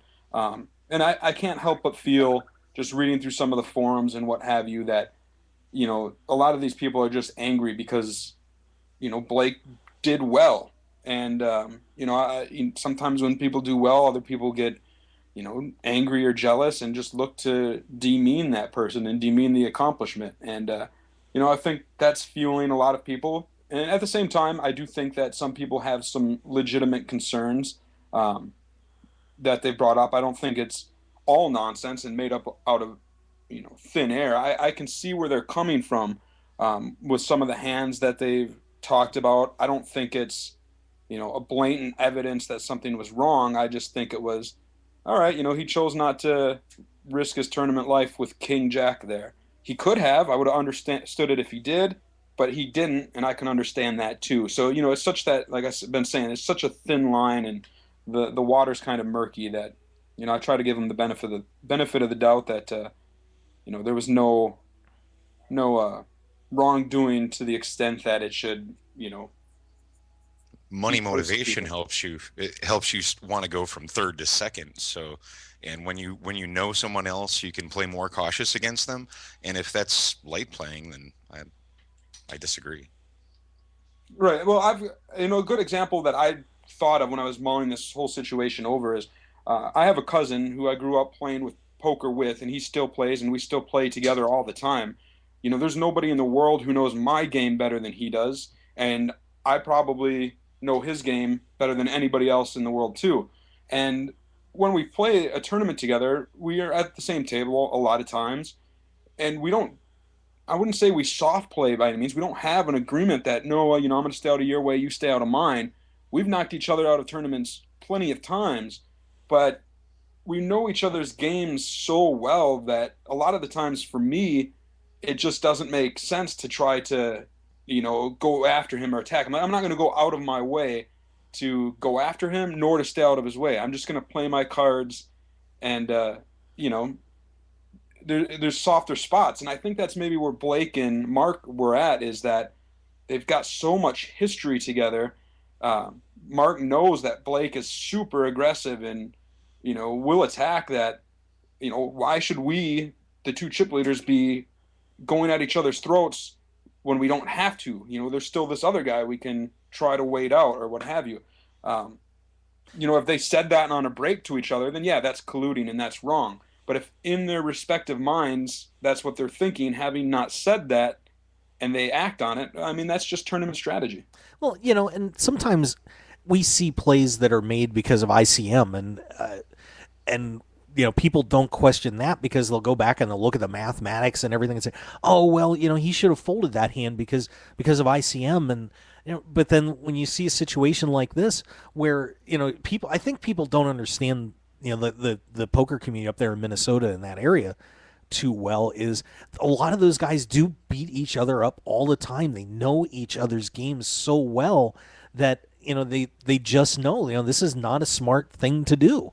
And you bring up that familiarity with your friend, and I think it's I had a guy like that too, that we would tear each other apart all the time. But there were points where I'm like, this hand normally I'd play it, but given the position and who I'm knowing what he's probably going to do here, I'm not going to do it because it would be stupid. And people don't understand that dynamic of the game, and they're just taking what they see on that show in that one little microcosm and saying, oh well, they were those guys were definitely soft playing each other. But there's much more to it than that. Yeah, and I think you made a good point of saying a lot of people don't understand the community in Minnesota or here in the Midwest, and you talk about all the mathematics behind the game, and I don't want this to sound too terrible, but I mean, a lot of the people who are dissecting these hands and these spots in the forums, are using a very mathematical approach that I don't think a lot of people in the Midwest, have studied poker that much that they understand it, especially in a MSPT event that's a faster structure than most. And I know that argument has a bit of a flaw because Blake and Mark are both very experienced poker players. Blake's a team pro. He certainly knows, the game well. But, I think it's something to be said that it's, a smaller tournament tour, the audience of it. You got to take those things into account as well. Yeah, and I felt bad for Brian Molesky, too, who's the guy that runs the Mid-States Poker Tour. Brian's a really nice guy. And all of a sudden, he's on his heels on this thing. I mean, he was battling it out on Twitter and in social media. It was a pretty tough time for him too, dealing with all this criticism. And it's a shame because now the MSPT is really starting to take its place as one of the more popular poker tours in the United States. And then all of a sudden, now he's dealing with this craziness, and that wasn't good for him either. Yeah, I think, I've talked to Brian throughout the week. He was very concerned about it and the whole situation, especially when they had the Belle of Baton Rouge event, which is actually down to the final 7, I think. Final 6 now. Alan Kessler just busted. So, yeah, chainsaw. Well, actually, we'll play into something, some news. But back to Brian real quick. He was very upset. I talked to him. He's run a solid, respectful, fun tour for 4 solid seasons, and then to have this come up right away at the start of season 5, I think he was pretty stressed out about it. But at the same time, he's from what I understand, he's reviewed the footage. He was commentating on the final table as it happened, and I think he kind of felt the same way that we've discussed, that maybe they were staying out of each other's way, soft playing a little bit, but not to the point of outright collusion. What was the money difference between third and second? That's a good question. Let me. I actually don't want to get it wrong, so let me look it up. That answer a lot of questions. I mean, if it's $5,000 or more, I mean that's. I'm pretty sure it was. Now, unfortunately, I don't have that in front of me either. But it makes such a difference. I mean, I'm not going to make a risk versus a very experienced player against a short stack on my left who's weak. I mean, there was a $40,000 difference between first and second, and I can tell you what third was. So you're looking at just shy of $50,000 for second, and third was $32,000. So you're looking at just about 33. So about $17,000 difference between first and second. I'm not making any sudden moves. I'm not doing anything that's going to put me in jeopardy of losing that much money over one hand. Yeah. Plus another factor that goes into that is MSPT does not allow chops. That's their policy. Yeah. So nobody's making a deal on that. And that's something that I think may have gotten a little bit forgotten in this discussion as well is, everybody could have been sitting there and, maybe they came up with a three-way chop or something in a lot of other tournaments, but not in this one. The money you get is the money you get. So I don't blame somebody backing off a little bit or trying to play with a little more, strategy and trying to move up a spot when you've got that much money on the line. And, I can speak from experience. Last November, I made the final table of an MSPT event at my local casino. I think there was about $80,000 up top. I ended up busting in fifth for around 14,000, and each money drum was huge. And at that point in the tournament, the blinds were pretty big. We weren't overly deep. I think they were a little bit deeper at that point at the running aces. But I remember being at that final table too and thinking, okay, I'm not going to do anything stupid. I'm not going to go after the chip leader, attack him right now. I'm going to try to stay out of his way, let these shorter guys bust, and hopefully move up, 10, 12, $14,000 or whatever it is. Makes a difference. It really does, especially when you're thinking who this tournament tour is geared towards, the weekend warriors, so to speak. I know Blake's a professional. Mark, makes his living off poker too. This is just an example that those two, got heads up. But for the most part, these got people who play these things are, the money makes a huge difference to them. Yep, it's a very interesting situation. So we'll see how the MSPT comes out of this. I'm sure they're going to be fine, though. I will say too, to put my final thoughts into it, I don't think anything huge is going to come of this.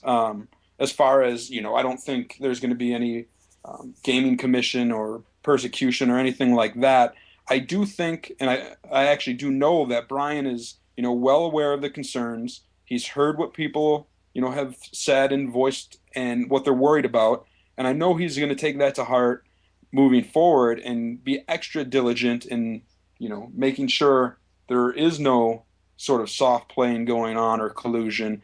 So I think that's going to be a good thing as far as setting the tone for season 5. And speaking of which, I mentioned Alan Kessler. Brian just told me, and he actually released on their website, Alan Kessler played the Belle of Baton Rouge in Louisiana. It's his first time playing the MSPT. And Alan Kessler, he was more than willing to offer his opinion on the structure. Mm-hmm. And, admittedly, the MSPT is fairly fast-paced. But that's because they want to start on a Friday and end on a Sunday night, so people don't have to miss work. Like I said, it's designed for the weekend warriors. So Brian got together with Alan, and the two hammered out in my opinion, much improved structure for future MSPT events that is going to start with the MSPT Ho-Chunk at the end of March. So I think that's a big improvement, another good thing for Season 5, and we'll hopefully give a little bit more play at the final table so we can see some people butting heads and what have you. Yeah, and well, speaking of butting heads, and we haven't gotten to talk much about this because of the break we had here, but of course the situation with the Borgata, there's now a class action lawsuit going on with that. We have the situation with Chad Pelton picking up the 25K chip down at Palm Beach, and Chad, this has just been honestly a horrible start to the year for poker with all these scandals happening. What is your take on everything that's going on right now in terms of having to cover it and what impact it's having on the game? I think, like with this MSPT stuff that we just discussed, I don't think that there's any glaring evidence that there was, malicious wrongdoing. And I do think there are people out there who, in the forums and what have you, are, doing their best to make it so, to try to tear it down. And I don't understand why there's so much of that in the poker world. We're supposed to be building the poker world. We want to see it expand. We want to see good things. And it just seems like so many people are focused on the bad things happening and trying to make bad things happen. And sometimes, saying, oh, so-and-so is broke or what have you. It's discouraging because I got into this industry because I love the game. And it does a lot of good, all these charity events and what have you. Unfortunately, those aren't the most compelling stories. They get maybe a tenth of the hits as some sort of scandal. That said, when something happens like it did at Borgata, where it's a clear-cut case of wrongdoing, certainly got to cover it everyone's entitled to read about it and know everything there is to know. And it's unfortunate that stuff like that is happening. It gives a bad image to the game. In the case of Borgata, it's right after online poker was legalized in the state and trying to gain some traction there. Just looks bad, and I've got concerns about the future of poker. I want to see it on an upward trajectory, and all these speed bumps. It seems like every other week or so, it wears on you. It gets discouraging. But hopefully, so there's some good things too. The World Series of Poker is something to be excited about with a $10 million first place prize. So there's a lot of good things too. I try to focus on those as much as I can. And party poker taking some sponsorships in the national spotlight with the sports leagues. Yeah, exactly. I mean, that was, in my opinion, that was huge. It was, something that will help legitimize poker big time. I mean, I've seen some of the pictures of the branded sports arenas, and it just stuff like that really gets me excited about poker. I want to see it back on TV. I want to see those Poker Stars full tilt type of commercials again. That's when we all got in the game. That's when we all fell in love with it. And hopefully, it's never going to be like it was. Don't get me wrong. There's never going to be another 2003 to 2006 type of expansion in poker. But, hopefully there's a little boom or uptick in the future. Well, let's take that into Joe Hashem's comments and the reactions from Daniel Negreanu and Phil Galfond about the expansion of poker and what needs to be done. And, I got a chance to, I listened to Daniel's comments after Joe said what he said, and then I read Phil Galfond's blog. And, I thought those guys had a lot of great points in terms of what poker players are going to need to do to advance the game. And, I think a lot of it comes down to the fun factor. I had Josh Aryeh say this a year ago, that it's not fun to play poker anymore. And, how do we get the fun back in the game? How do we get these young guys to, get out from under the hoodies and start showing some of these personalities that, Chad, you cover these guys. There's a lot of guys out there that are really fun to be around. What do we do to convince them to sacrifice a little bit of the money to pull more players in so it, makes the pie a little bit bigger? It's tough to change a whole mindset. I've read all the things too. I agree with Phil Galfond. I thought he wrote a great blog on it about players kind of doing what they feel is comfortable, and that there's got to be some responsibility too from the old school to help try to usher in these guys who are maybe not retreating behind their hoodies. Maybe that's just where they feel most comfortable, and maybe they need to be coerced out a little bit. So I can see both sides of it, and I think it's going to be fairly tough. I think everybody in the poker world needs to realize and admit that the game is not what it used to be. We're not seeing. I remember back in 2006, 2007 playing, there was maybe one or two good players at the table, and then the other seven were, they were fish. They were there to give the money, and I was, playing at the time, and I was willing to take as much as I could. It was great, and then maybe the next year it shifted a little bit where there was 3 really good players and only 6 fish. And then it was, 4 and 5 and 5 and 4, and now 6 and 3. And now it's more like, a good table could be 7 people who really know what they're doing and 2 people who are there to give money. And, that's just the evolution of the game. It's just, that's the way it's went. And so, you need to replenish that player base, so to speak. You got to get more people wanting to come into the game. And I think a good example of this happened just this last weekend. I was playing some cash at my local casino, and it was a big game. It was just a 1-2 no limit hold'em, but it was playing huge because one guy wanted action. He would raise it, $20 pre-flop, and 6 players would call.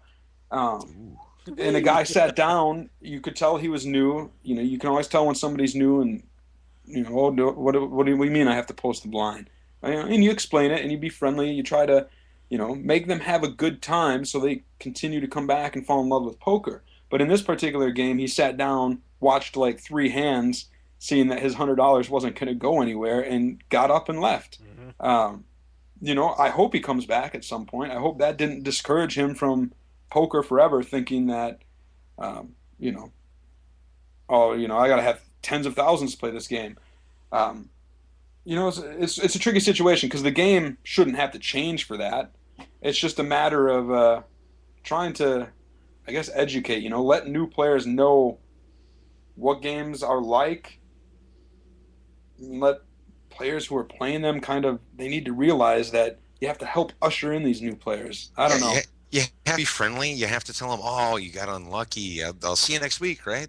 I mean, when I started playing in your neck of the woods, and Ho-Chunk didn't even have a poker room then.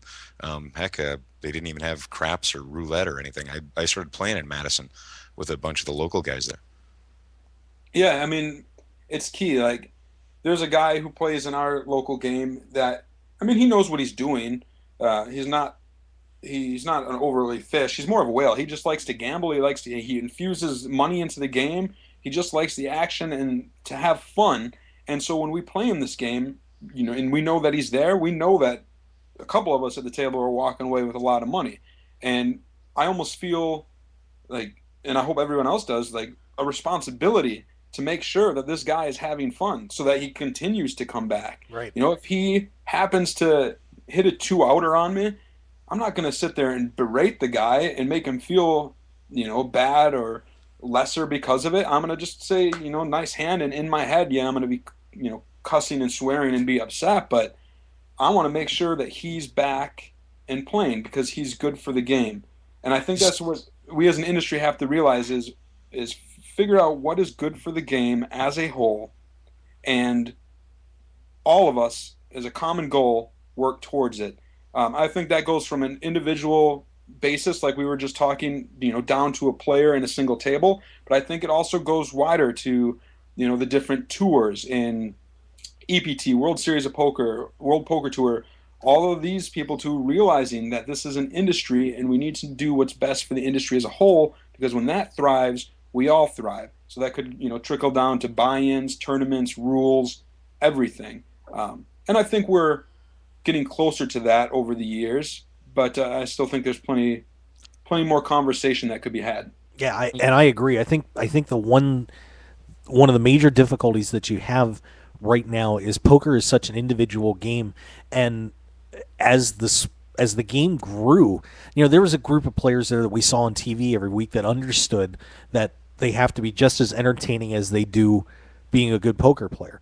And I don't think, and if you tell a guy that's 20, 25, 26 years old, hey, you know what? You need to stop hiding under a hoodie and listen to that. It may cost you a few dollars in the short run, but it's going to get 5 or 6 players into the game.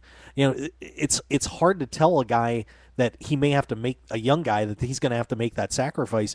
And maybe this generation of players is just going to take another 5 or 10 years for them to figure that out, that, what, I got to have fun doing this, and I got to make sure everybody else is having fun doing it, or else, those players are going to disappear, and the young kids that are going to be coming up behind them are going to be the ones that will take over the game and be the next group of superstars. Yeah, I mean, I can't argue with what you're saying. It's so weird because we look at the game, it's 2014, it's been 10 years since Chris Moneymaker won, and really set this whole thing off. And at least for me, when I think way back to when Chris Moneymaker won, it's exactly that, way back. It seems like ancient history. It does, doesn't it? But really think about it. It was only 10 years ago. Think about, some events that have happened. I mean, here's one that always really gets me. Because, in 2001, 9/11 happened. And it was one of those moments that everyone knows where they were. It sticks in your mind, and it just seems like yesterday. And then I think to myself, Robert Varconi won the World Series of Poker main event a year after that. Like, it just seems so twisted to me, because Robert Varconi winning the World Series of Poker main event might as well have been in 1970. I mean, it just seems so far away. Yeah. Because it was such a small field. Right. It was such a small field. The game was so different. It's just, the game has evolved so much in 10 years that, I'd like to see the evolution slow down a little bit, I mean, certainly I wish, 2006 would have stretched right over to right now. I know I'd be a lot richer if that was the case, but the game's just evolved so much that I'm interested to see how it continues to evolve. Like, where are we going to be in another 10 years? It'll be interesting, and it should be fun to find out. I hope and plan to be working and involved with poker, for the foreseeable future. So I look forward to being a part of that. But me trying to picture 10 years from now in the poker world, it's a hard thing to do. Yeah, I know. God, I'll be 54. Yeah. You'll be a champion in your seniors events. That's fine. I'm gonna break that 50. Nobody will be 50 winning the main event. I'm gonna do it. I'll be just hitting my 40s, a 5-time bracelet winner. Yeah, that's not bad. That's not bad. And speaking of the bracelet winners, I one thing that I think is going to be really interesting to see if there starts to be a shift towards the mixed games a little bit. We're now seeing that stress going back on at the World Series, and we were talking to Tom Schneider about the opportunity to play mixed games, and you can, you're not butting heads against everybody that knows how to play no limit hold'em. I know it's a little tougher to put on TV, but could mixed games be the future of poker? It's certainly a good question, because no limit hold'em, I mean, I still love it, but it does get to be a grind. And I mentioned the evolution of poker, especially with no limit hold'em. It's gotten so far in the last 10 years that it was this fun game that nobody knew what was going on. Let's just get the money in and gamble. To it's in my opinion almost as close to being a solved game like chess is that it can be. I mean, it will never be like chess exactly, because you always have that little mystery of the hole cards and what have you. But it's taken up to that point, just as far as it can be to being a solved game, for those who truly understand it. I think that a lot of these tournaments that I cover, sometimes the field gets down to those top-notch players who all have this incredible poker skill, that it really just comes down to luck there, because nobody's going to make a mistake. They simply just battle it out. Nobody makes a mistake. They play A-plus poker, and then the blinds just eventually catch up to them, and it becomes a crapshoot.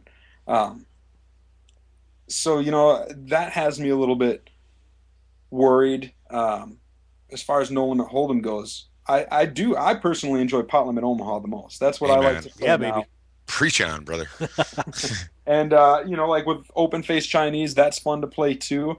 The thing is none of those games, with the exception of pot limit Omaha, I would argue, have the entertainment value as no limit hold'em. The WSOP tried to have 7-card stud in past broadcasts, and it just never caught on. People, it's too complicated to some people, and I think PLO is in that category too. I mean, it's a very intricate game. It's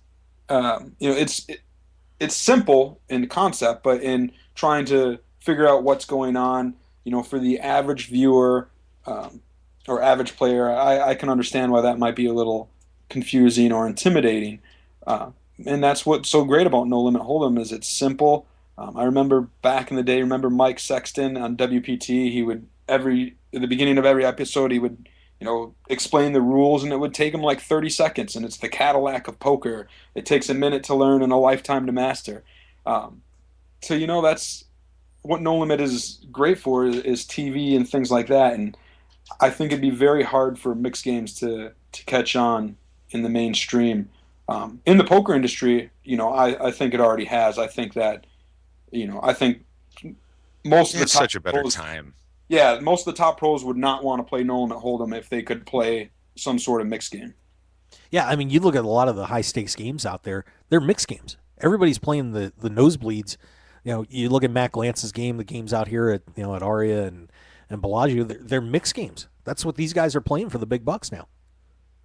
Yeah, it's just for as exciting as No Limit Hold'em is, like I just mentioned on TV and what have you, we all know, and anybody who's played it and is listening knows that it's actually an incredibly boring game. What you see on TV is edited after 9 hours. They finally pick up that big cooler hand, but in between, it's incredibly boring and just monotonous waiting. And with mixed games and some of these big bet games, it seems a little more action packed. There's not the 3, 4, 5 minute tanking, trying to think what to do. It's a lot quicker decision. It's a lot faster pace.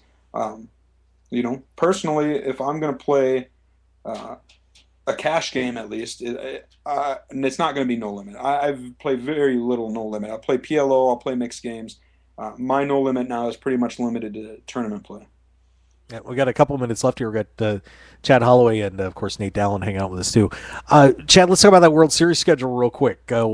What stood out to you on this year's schedule? Well, the first thing that I had to figure out this with the whole schedule was what I'll be allowed to play because of course, last year winning Mr. the High employees Roller. event, it threw a lot of stuff into turmoil. Okay, if I'm an employee, then I probably shouldn't be able to play the other events because the other, Caesars employees can't. And so I actually talked to some WSOP officials and got the official word. Since Poker News is being contracted by Caesars, we're going to be considered employees, which means we can play the employees event, which means I will get a chance to try to defend that title. But we will be, like other Caesars employees, ineligible to play other events. Ooh. So unfortunately, won't get to take a shot at any other event but the employees.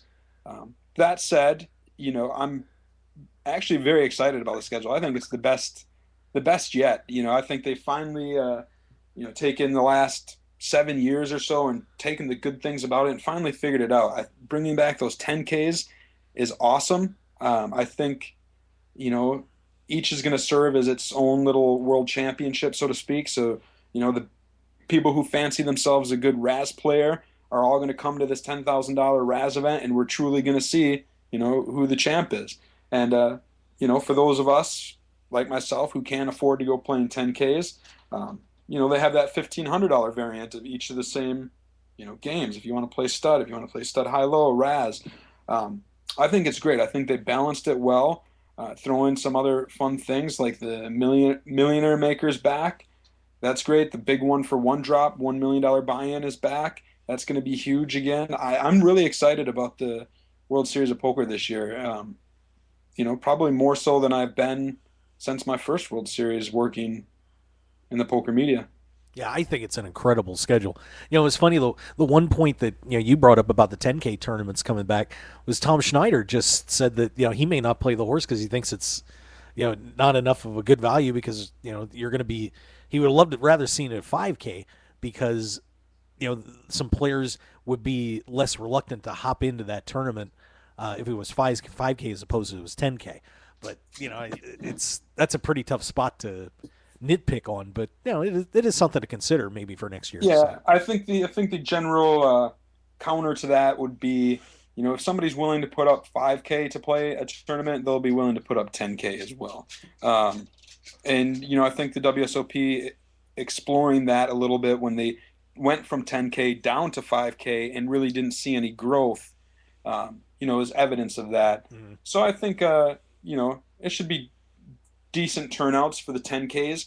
Some of them will be smaller. The Raz 10K, I can't imagine that getting a huge field. But whatever the case, no matter the number, I guarantee you the quality of each of those 10Ks is going to be incredible. And that's what I'm looking forward to. I want to see all the best poker players from all around the world coming to play 10K PLO. Like that to me is going to be one of the best events that's on the schedule. Online players, old school players, team sponsored pros. It's just going to be great. It's going to be a really fantastic year. Well, we can't wait to see it. And of course, you'll be able to have Chad Holloway's great coverage on Poker News. He's quickly becoming the new Nolan Dalla in terms of the poker historian of the industry, I think. So keep up the good work, Chad, and do appreciate you coming on the show today. Well, thanks for the kind compliment. I love Nolan. I look at him as a bit of a mentor and love what he does in the world. So I can only hope to aspire to do what he's done in the poker world. But that said, thanks for having me on the show. It's always fun. I remember we used to do this on a weekly basis, and then, things change. People move to Vegas, like yourself. We're getting there. Get out here. I'd like to come on more. It's always fun talking poker, and, I like to to shoot the shit when I can. Yeah, absolutely. Well, when you move out here, we do the radio show together on KLAV. There you go. I will be there. We got you, me, and Nate. It's not a bad little team. Yeah, I mean, I think it'd be fun. All right. Well, Chad, thank you so much for coming on the show. We do appreciate it. I will speak to you again soon, my friend, and let me know if you need me to pick up one of the statues for you. All right, guys. Thanks for having me. You got it. Chad Holloway, Poker News, everybody, joining us here on the Mark Hoke Show. Boy, 2 great guests today, Nate. How about that? I tell you what, I never even wanted to say anything because I just wanted to listen to Chad. He's such an interesting guy to talk to, and if you haven't listened to any of it or read any of his stuff at Poker News, go over and read all of those back articles. It's such an interesting stories that he always creates. He's an amazing writer. I can tell you that if I was setting up a Poker News website, just starting fresh, Chad would be my first hire. Absolutely, no question about it. I don't think you can pull him from Poker News. He's the family member. He's the godfather of well, Poker News right now. I'm just saying that if you were starting over and clearing everybody out, who's your first round draft pick? I think it's Chad. Oh, absolutely. All right. Well, let's take a commercial break. Unless Nolan's available.